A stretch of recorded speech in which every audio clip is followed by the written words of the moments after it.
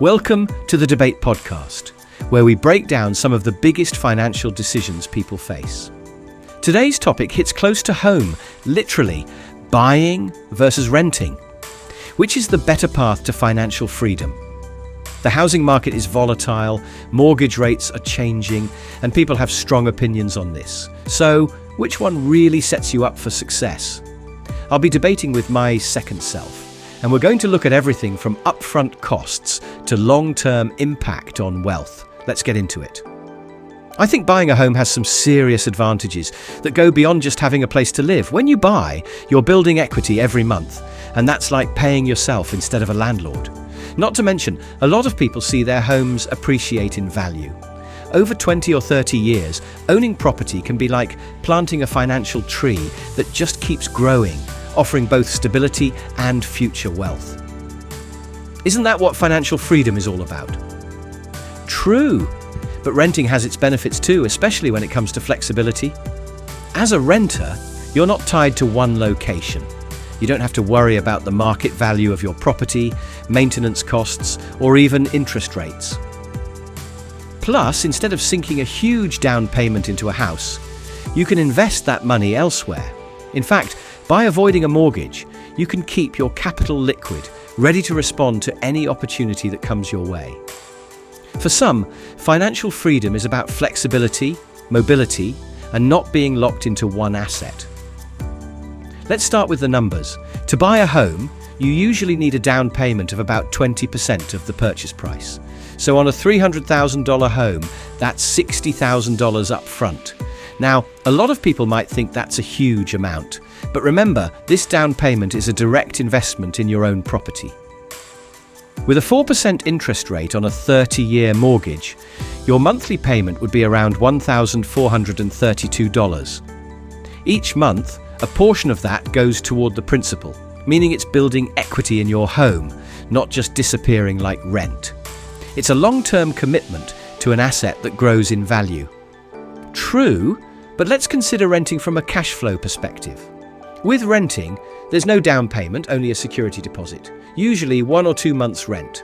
If that same $300,000 home rents for $1,500 a month, your upfront cost could be as low as $3,000, compared to the $60,000 down payment for buying. Plus, renters don't face interest payments. With that down payment saved, let's say you invest it in a diversified portfolio at an average 7% return. In 10 years, that initial $60,000 could grow to almost $118,000. So while homeowners build equity, renters could be growing an investment that's more liquid and accessible. But when you're renting, you're missing out on the appreciation of the home's value. Imagine that same $300,000 home appreciates at 3% per year, which is fairly conservative. In 10 years, it could be worth around $400,000. That's a $100,000 increase in value, which belongs to the homeowner, not the renter. With renting, you're not only missing out on equity, but on potential gains from appreciation. But consider this. What if the market doesn't appreciate as expected, or even declines? Home ownership can be a risky investment if property values stagnate or drop. By renting, your finances aren't tied to the housing market, and you're free to reinvest those savings into higher growth assets.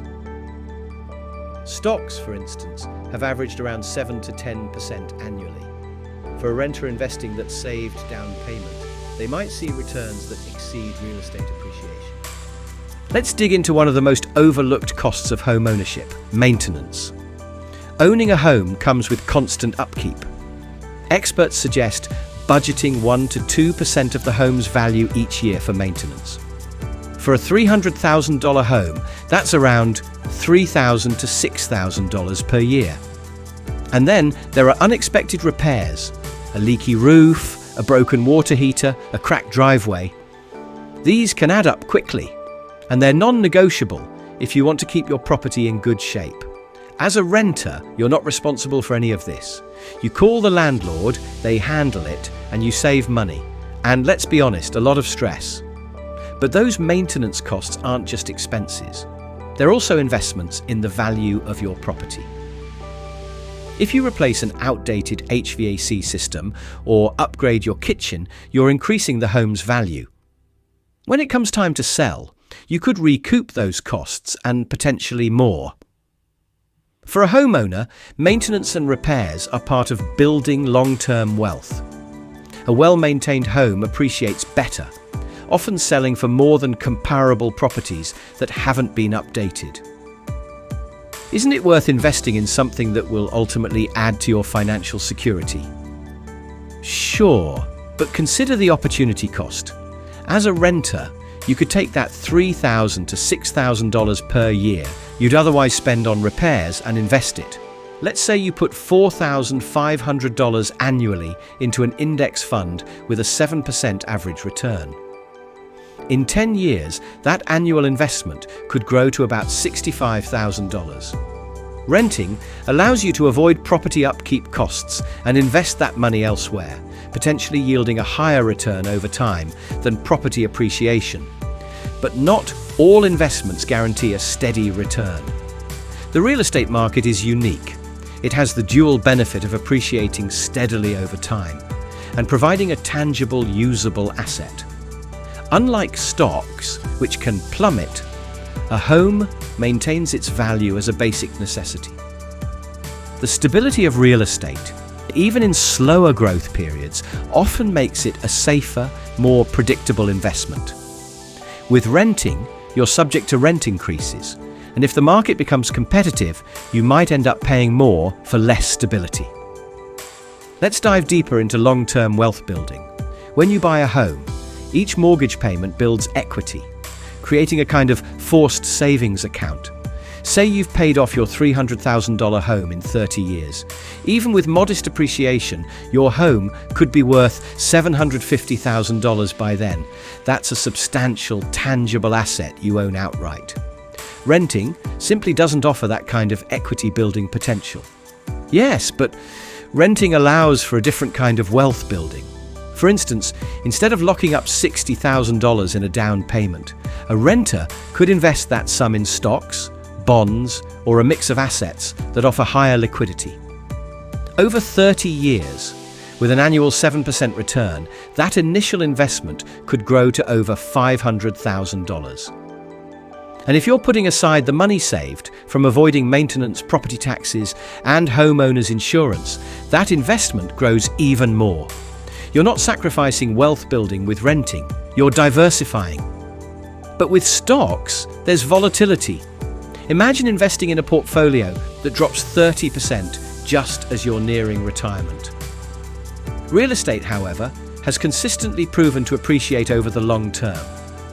By the time you retire, owning a home means you're no longer paying a mortgage or rent, which can significantly reduce your living expenses. Imagine stepping into retirement knowing you have a paid-off property.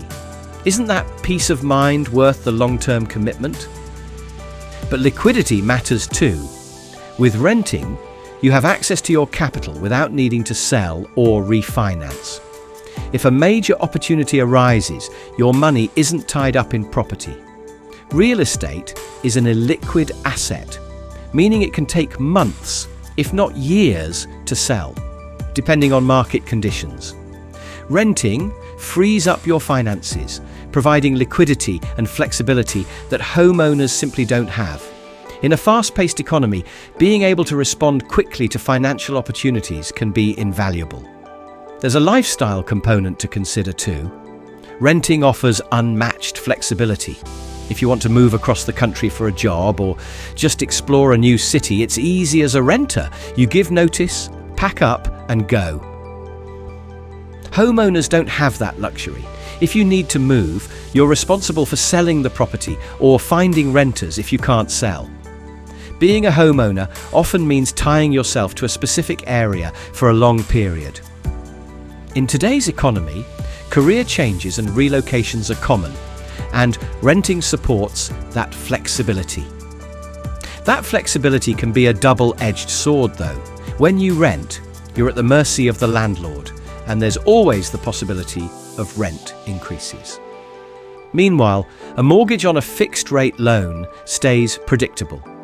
Imagine rents increasing 3 to 5% each year. In a decade, a $1,500 rent could grow to over $2,000. Home ownership provides stability in this regard, creating predictability in your budget and allowing you to lock in housing costs as your income grows. Isn't that kind of stability essential for long-term financial freedom? But that same stability can become a limitation.